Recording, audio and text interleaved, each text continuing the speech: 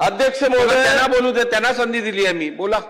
अध्यक्ष महोदय, मी पहिल्यांदा तर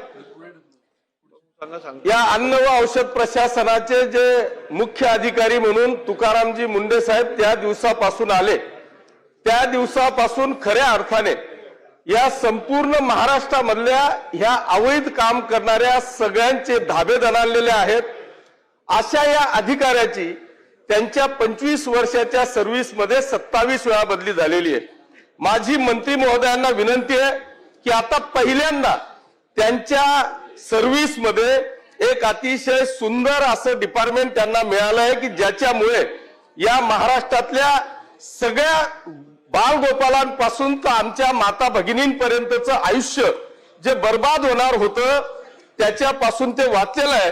किमान आता त्यांना त्यांच्या विषयाला शोभून असलेलं हे डिपार्टमेंट मिळालेलं आहे.